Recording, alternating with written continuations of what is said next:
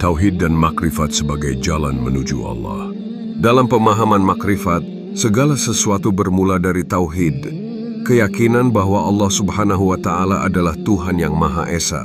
Tauhid ini bukan hanya sebagai keyakinan, tetapi juga sebagai pengalaman spiritual yang mendalam.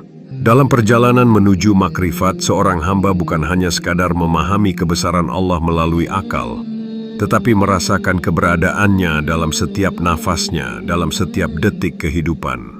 Sebagaimana disebutkan dalam Al-Quran, Allahu la ilaha illa huwal hayyul qayyum.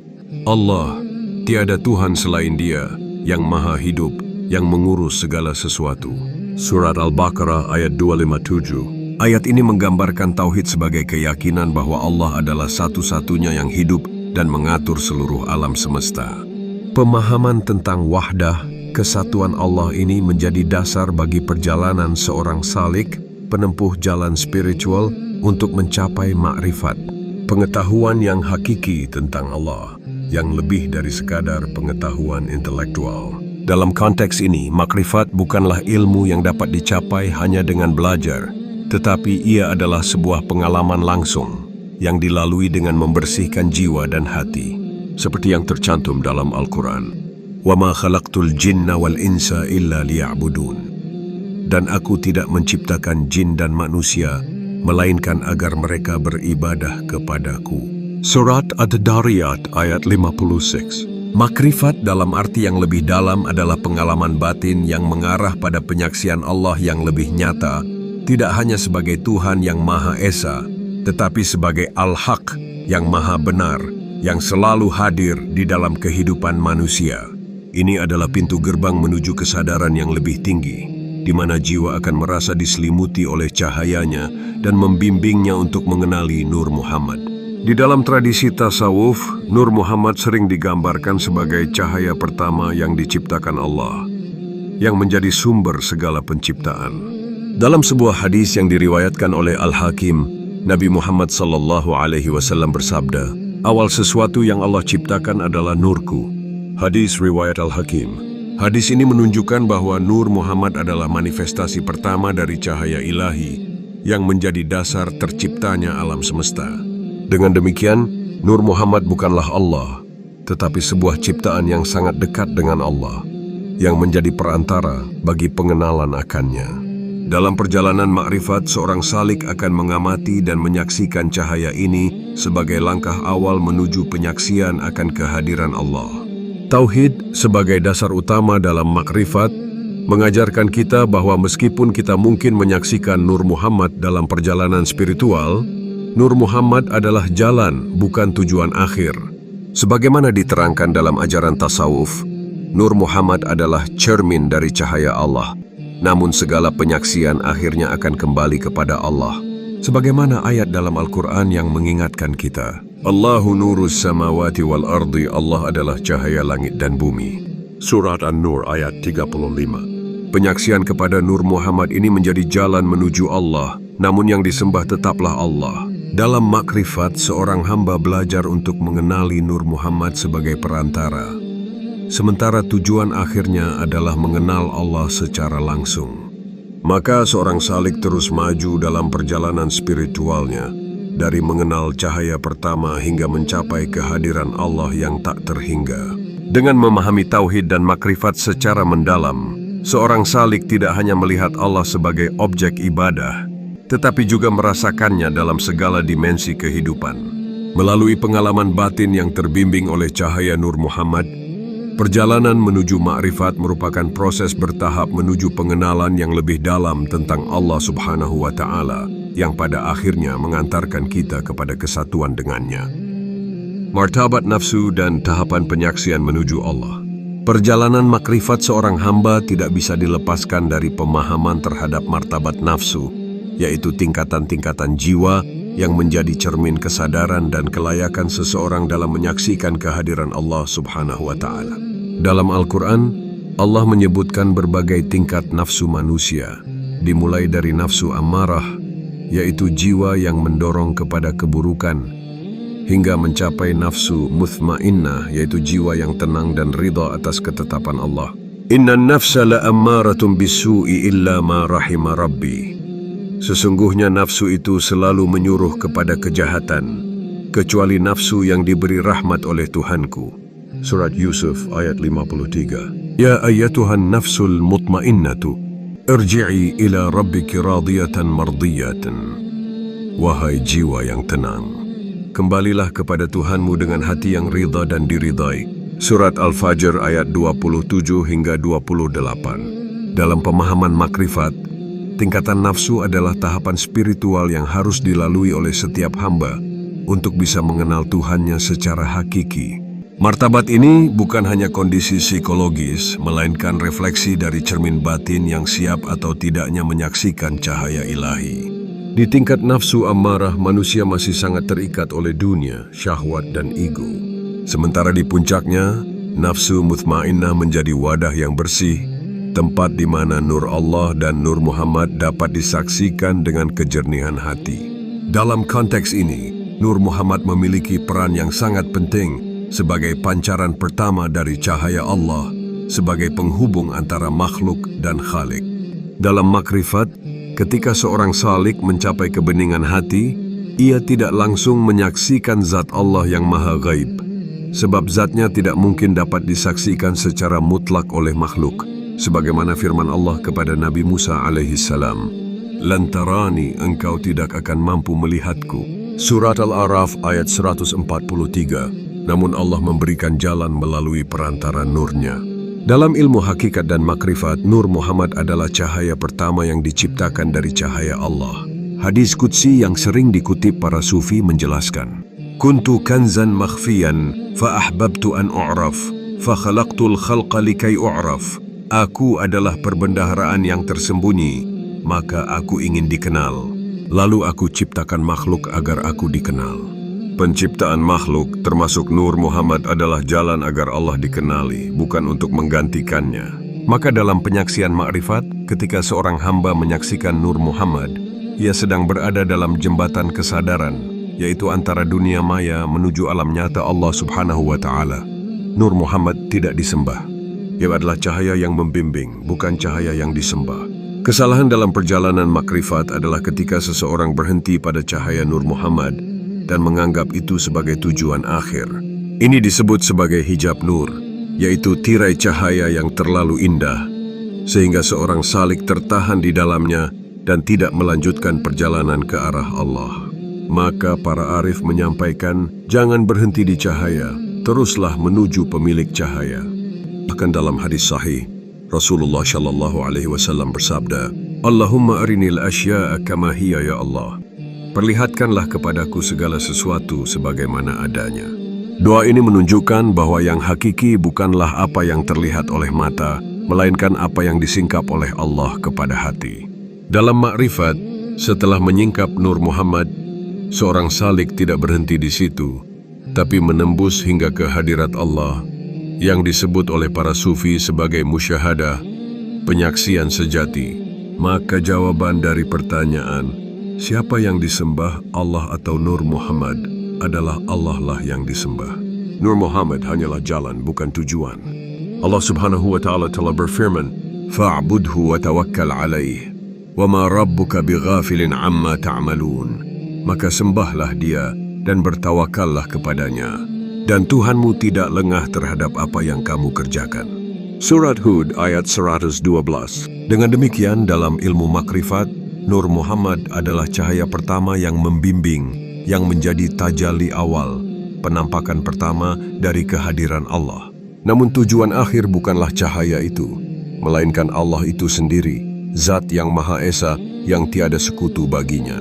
Maka penyembahan, ibadah, dan penyerahan mutlak hanya kepada Allah Subhanahu wa Ta'ala semata, dan Nur Muhammad hanyalah wasilah perantara untuk mencapai kesempurnaan makrifat itu.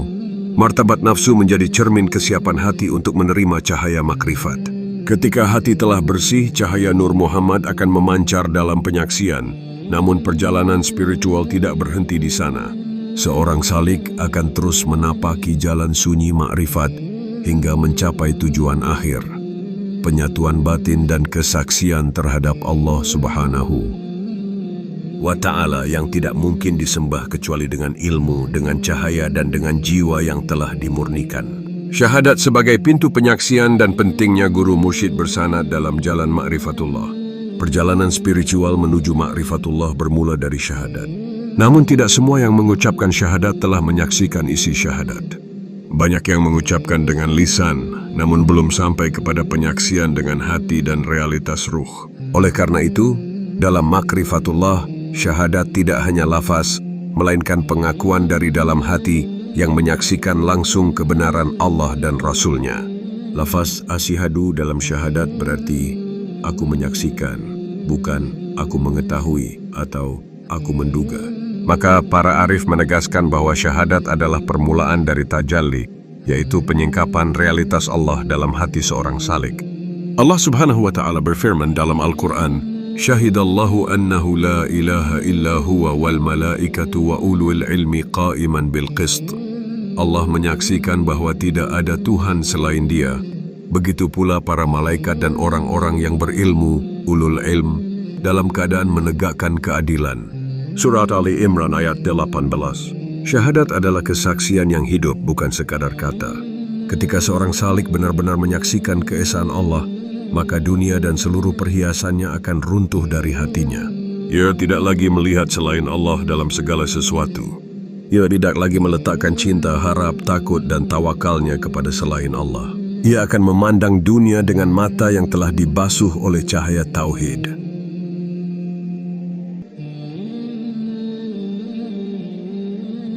Namun untuk sampai pada penyaksian tersebut, tidak cukup dengan membaca kitab atau mengandalkan akal semata. Ma'rifatullah tidak akan pernah bisa diraih tanpa bimbingan guru mursyid yang telah sampai kepada Allah, yang sanad keilmuannya bersambung kepada Rasulullah Shallallahu Alaihi Wasallam. Sebab cahaya makrifat adalah warisan Rasul, dan tidak semua orang bisa memahaminya tanpa dituntun oleh orang yang mewarisi ilmunya secara rohani. Rasulullah Shallallahu Alaihi Wasallam bersabda, Al-ulama'u warathatul anbiya'i. Para ulama adalah pewaris para nabi. Hadis riwayat Abu Dawud, At-Tirmidzi, dan lainnya. Namun dalam konteks ma'rifat, bukan sembarang ulama yang dimaksud, melainkan ulama yang memiliki ilmu dzauq, yaitu ilmu rasa, ilmu hati, dan ilmu penyaksian. Dalam tradisi tasawuf, mereka disebut sebagai guru mursyid, yaitu pembimbing rohani yang telah dibersihkan batinnya dan ditunjuki oleh Allah dalam wilayah batiniyah. Allah berfirman, Fattaqullaha wa yu'allimukumullah. Bertakwalah kepada Allah, niscaya Allah akan mengajarkan kepadamu. Surat Al-Baqarah ayat 282. Para guru mursyid itu tidak hanya mengajarkan, tetapi mewariskan pengalaman ruhaniyah. Mereka tidak mengajak kepada diri mereka sendiri, tetapi membawa murid-murid menuju penyaksian terhadap Allah Subhanahu wa Ta'ala. Seorang mursyid tidak memerlukan pengakuan dunia, karena tugasnya bukan memperbanyak murid, melainkan menyucikan jiwa dan membimbingnya melewati hijab-hijab ruhani hingga menyaksikan kehadiran Allah. Dalam ilmu makrifat, guru mursyid tidak bisa dipilih sembarangan. Ia harus memiliki sanad ruhani, yaitu mata rantai bimbingan yang bersambung dari guru ke guru hingga Rasulullah Shallallahu Alaihi Wasallam. Hal ini sebagaimana disebutkan oleh para imam tasawuf seperti Imam Al-Ghazali, Syekh Abdul Qadir Al-Jailani, dan Imam Junaid Al-Baghdadi, bahwa seorang salik tidak akan bisa menapaki jalan ini tanpa pembimbing yang telah melaluinya. Imam Junaid Al-Baghdadi pernah berkata, Man lam yakun lahu syaikhun fa syaikhuhu syaitan. Barang siapa yang tidak memiliki guru, maka gurunya adalah setan. Maksud dari pernyataan ini bukan menakut-nakuti, tetapi menegaskan bahwa perjalanan makrifat adalah jalan sunyi, penuh ujian, penuh tipu daya nafsu, dan tidak mungkin dilalui tanpa cahaya. Guru mursyid adalah lentera dalam kegelapan. Ia tidak menciptakan cahaya, tetapi ia memantulkan cahaya Rasulullah Shallallahu Alaihi Wasallam kepada murid-muridnya. Maka seorang salik yang telah menemukan mursyid sejati tidak akan lagi tertipu oleh cahaya dunia, karena cahaya ruhani dari mursyid akan membimbingnya hingga ke pintu Allah. Penting juga untuk memahami bahwa dalam makrifat, baiat kepada guru mursyid bukan hanya formalitas. Ia adalah perjanjian ruh yang diikrarkan di hadapan Allah.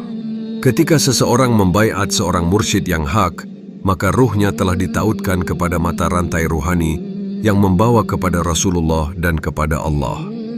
Al-Quran menegaskan, Innal ladzina yubayi'unaka innama yubayi'unallaha yadullahi fawqa aydihim. Sesungguhnya orang-orang yang berbaiat kepadamu, wahai Muhammad, sesungguhnya mereka berbaiat kepada Allah. Tangan Allah di atas tangan mereka. Surat Al-Fatah ayat 10. Baiat kepada mursyid adalah baiat kepada Rasulullah, dan baiat kepada Rasulullah adalah baiat kepada Allah. Maka jalan makrifat bukanlah jalan yang terputus, melainkan jalan yang saling bersambung hingga ke sumber cahaya. Tanpa mursyid, seorang salik hanya berputar-putar dalam pikirannya sendiri dan mudah terperangkap dalam kebingungan serta godaan syaitan yang bisa menyamar menjadi cahaya. Dengan demikian, syahadat sejati hanya bisa tumbuh menjadi penyaksian yang hidup jika seorang hamba dibimbing oleh mursyid yang bersanad yang menuntunnya kepada tajalli Allah, bukan kepada pribadi mursyid itu sendiri. Syahadat bukanlah hafalan, tetapi penyingkapan terhadap realitas Allah dan Rasul-Nya. Mursyid adalah penjawab itu, sementara Allah adalah tujuan utama. Tanpa mursyid, seorang salik bisa tersesat oleh ego, mengira telah sampai padahal masih berada dalam hijab. Namun dengan mursyid, salik menempuh jalan yang terjaga, langkah demi langkah hingga sampai kepada ma'rifatullah yang sejati. Makrifat dimulai dari syahadat yang hakiki, penyaksian, bukan sekadar pengucapan. Namun untuk sampai ke penyaksian itu, seorang salik tidak bisa berjalan sendirian. Ia membutuhkan seorang guru mursyid yang telah menyaksikan Allah, yang memiliki sanad ruhani yang sah, dan mampu membimbing dengan cahaya tauhid. Maka setiap orang yang benar-benar ingin mengenal Allah, wajib mencari mursyid yang kamil, mengikuti bimbingan dengan penuh adab, dan membersihkan diri hingga syahadatnya berubah menjadi penyaksian yang mutlak terhadap Allah dan Rasul-Nya. Tajalli Allah dan Nur Muhammad dalam diri, penyaksian la ilaha illallah dengan ruh. Makrifatullah adalah tujuan agung dari setiap ruh yang Allah ciptakan. Di dalam diri manusia terdapat sir, yakni rahasia ilahi yang menjadi wadah untuk tajalli atau penyingkapan diri Allah Subhanahu wa Ta'ala. Ketika Allah berfirman dalam hadis qudsi, Aku adalah perbendaharaan yang tersembunyi, aku ingin dikenal, maka aku ciptakan makhluk. Ini adalah isyarat bahwa setiap makhluk, terutama insan, diciptakan untuk mengenal Allah. Namun pengenalan ini tidak melalui akal semata, tetapi melalui ruh yang telah ditanamkan cahaya ketuhanan sejak awal kejadian. Allah berfirman dalam Al-Quran, فَإِذَا سَوَّيْتُهُ وَنَفَخْتُ فِيهِ مِنْ رُوحِي فَقَعُوا لَهُ سَاجِدِينَ. Maka apabila aku telah menyempurnakan kejadiannya, dan aku tiupkan ke dalamnya ruhku, maka tunduklah kamu kepadanya dengan bersujud. Surat Syad ayat 72. Ayat ini menjadi fondasi bahwa di dalam manusia ada ruhku, yaitu ruh yang bukan bagian dari Allah secara zat, karena Allah Maha Suci dari menyerupai makhluk, tetapi ruh itu adalah ciptaan yang membawa aspek kehadiran dan kesucian ilahi. Dalam tafsir para arif billah, ruh tersebut adalah wadah untuk menyaksikan cahaya tauhid. Maka ketika ruh itu aktif dan tersingkap, manusia tidak hanya mengenal Tuhan melalui ilmu, melainkan melihatnya dengan mata hati. Dan disinilah pentingnya memahami tajalli. Tajalli adalah proses penyingkapan diri Allah dalam hati hambanya. Ia buat penglihatan fisik, tetapi penyaksian batin yang sangat nyata dan lebih terang dari cahaya matahari. Dalam momen tajalli, semua ciptaan lenyap dari pandangan ruhani, dan yang terlihat hanya Allah yang Maha Tunggal. Inilah makna terdalam dari La ilaha illallah. Tidak ada ilah yang nyata selain Allah. La ilaha illallah bukan lagi hanya kalimat, melainkan realitas batin yang disaksikan dalam segenap detak nafas dan denyut ruhani. Namun bagaimana seseorang bisa sampai pada tajalli? Salah satu pintu terbesar adalah melalui Nur Muhammad, cahaya pertama yang Allah ciptakan. Di dalam hadis Rasulullah Shallallahu Alaihi Wasallam bersabda, "Awwalu ma khalaqallahu nuri." Yang pertama kali diciptakan Allah adalah cahayaku. Hadis diriwayatkan oleh Imam Abdul Razak dalam musannafnya. Cahaya Nabi Muhammad Shallallahu Alaihi Wasallam yang dikenal sebagai Nur Muhammad adalah asal dari seluruh makhluk. Ia bukan Nabi dalam wujud jasmani, tetapi realitas nurani, yaitu pancaran pertama dari kehadiran Allah kepada makhluknya. Nur Muhammad adalah wasilah perantara Allah menciptakan seluruh alam. Ia adalah penampakan pertama Allah dalam sifatnya sebagai Maha Pencipta. Ketika seseorang menyaksikan tajalli Allah dalam dirinya, sebenarnya ia sedang menyaksikan pancaran Nur Muhammad yang hadir sebagai cermin ilahi. Dalam perjalanan makrifat, para salik mengalami bahwa mereka tidak bisa langsung menyaksikan Allah yang Maha Gaib tanpa terlebih dahulu menyaksikan tajallinya melalui Nur Muhammad. Maka para arif menegaskan bahwa barang siapa mengenal dirinya, maka ia mengenal Tuhannya. Dan yang pertama kali dikenali dalam diri adalah nur atau cahaya yang menjadi asal ruh, yaitu Nur Muhammad. Banyak yang keliru memahami ini lalu bertanya, jika yang terlihat dalam batin adalah Nur Muhammad, maka siapa yang kita sembah, Allahkah atau Nur Muhammad? Dan pertanyaan ini muncul karena belum memahami bahwa Nur Muhammad bukanlah Tuhan, tetapi pancaran dari kehadiran Tuhan. Sebagaimana cahaya matahari bukanlah matahari itu sendiri, namun melalui cahayalah kita bisa melihat matahari dan segala sesuatu.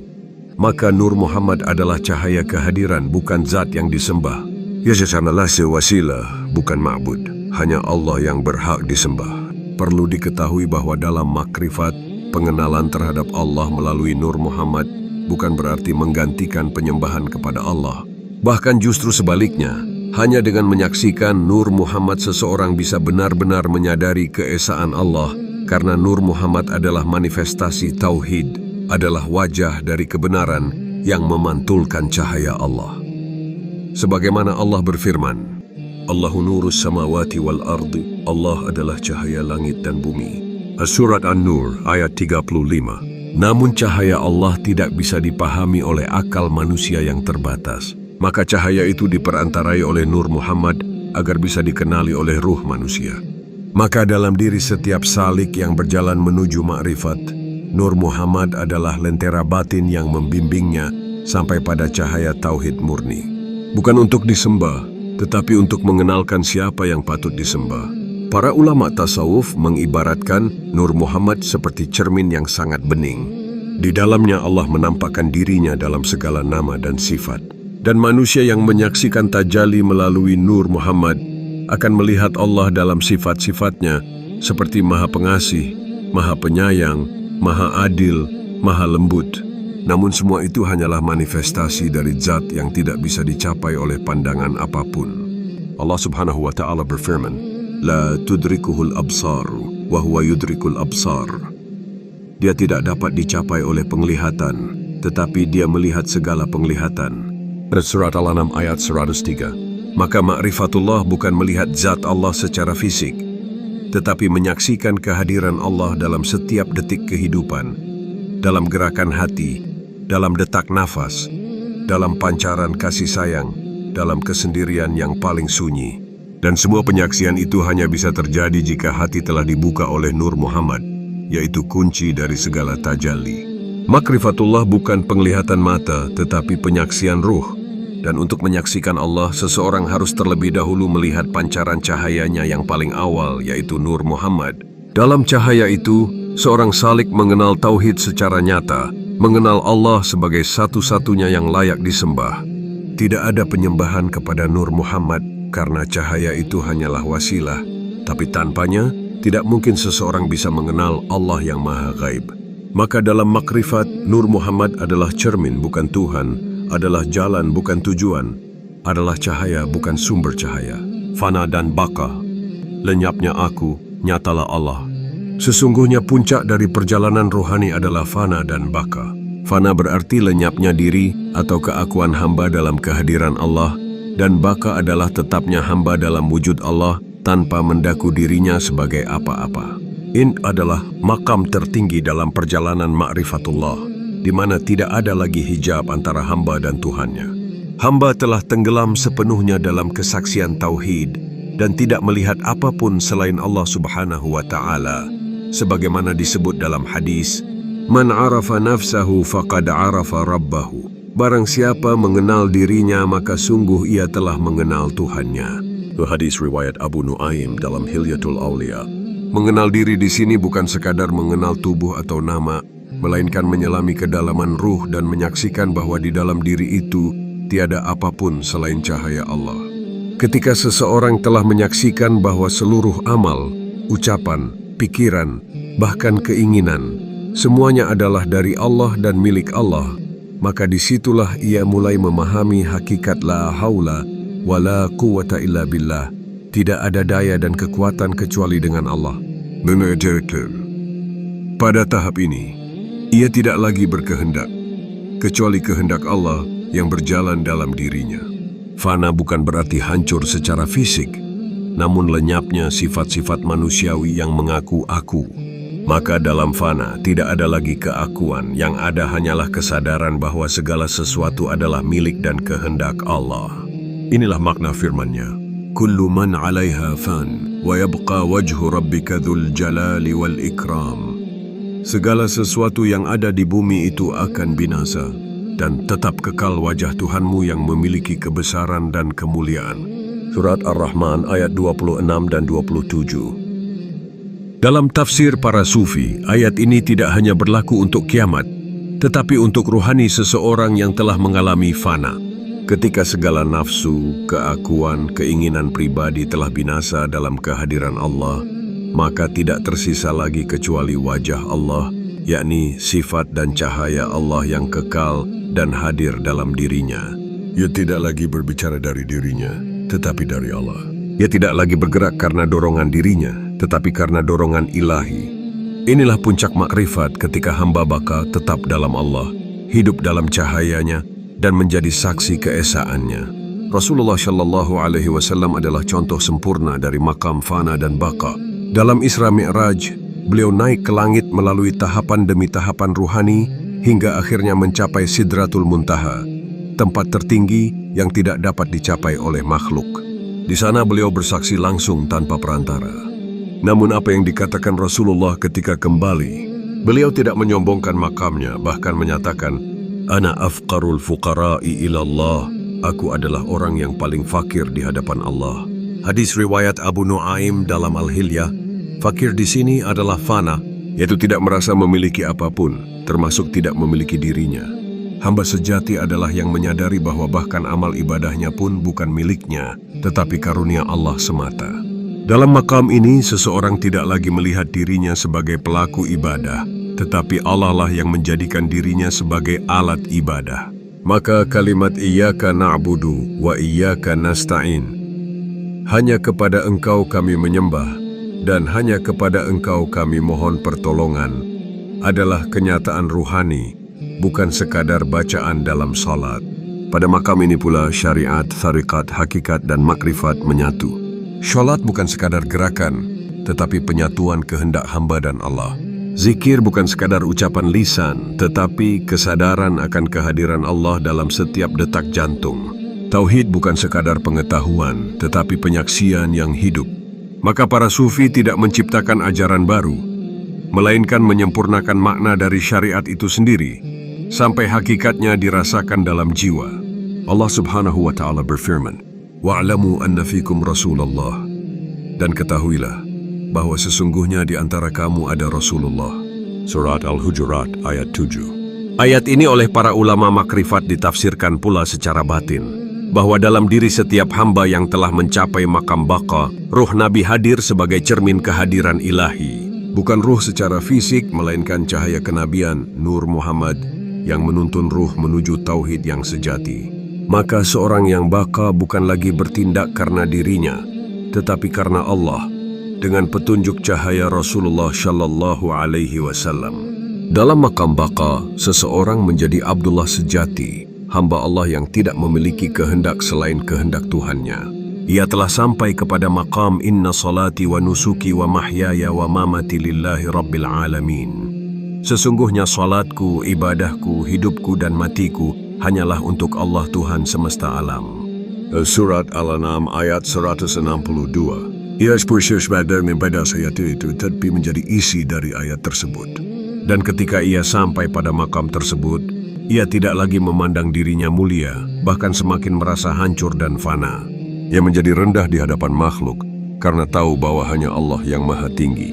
Ia menjadi lembut, penyabar, pemaaf, tidak mengklaim kesucian.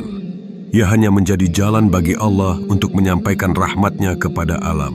Maka maqam baqa adalah maqam kebermanfaatan, sebagaimana sabda Rasulullah Shallallahu Alaihi Wasallam, "Khairun nasi anfa'uhum linnas." Sebaik-baik manusia adalah yang paling bermanfaat bagi manusia lainnya.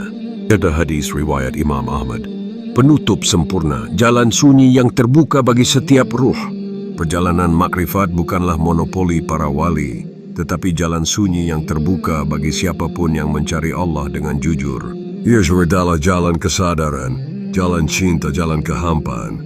Ia bukan tentang klaim, tetapi tentang hancurnya ego dan hadirnya Tuhan. Ia bukan tentang melihat cahaya-cahaya lahiriah, tetapi menyaksikan keesaan yang tersembunyi dalam diri. Setiap manusia memiliki benih makrifat dalam dirinya, sebagaimana ruh yang Allah tiupkan ke dalam jasadnya adalah ruh suci dari ilahi. Namun untuk sampai kepada ma'rifatullah, seseorang harus menempuh dengan sabar jalan syariat, tariqat, hakikat, dan akhirnya ma'rifat. Harus sabar melawan nafsu, sabar membersihkan hati, sabar menunggu Allah membuka hijab. Dan ketika Allah berkehendak, maka ia akan menyingkapkan rahasianya kepada hamba yang dipilihnya, tanpa bisa ditakar dengan ilmu atau amal. Karena makrifat adalah anugerah, bukan hasil usaha semata. Allah Subhanahu wa Ta'ala berfirman, "Allahu yajtabi ilaihi man yasha'u wa yahdi ilaihi man yunibu." Allah memilih siapa yang Dia kehendaki untuk menerima rahmatnya dan menunjuki kepadanya siapa yang kembali kepadanya. Surat Asy-Syura ayat 13. Akhirnya, siapapun yang telah menyaksikan bahwa tiada aku kecuali Allah, maka ia telah makrifat. Siapapun yang hidup dalam kehendak Allah, maka ia telah fana dan baka. Dan siapapun yang memandang seluruh alam dengan kasih dan rahmat, maka ia telah memikul cahaya Muhammad. Maka berbahagialah mereka yang berjalan dalam kesunyian, karena di dalam sunyi itu mereka mendengar bisikan ilahi, "Akulah Allah, tiada Tuhan selain aku."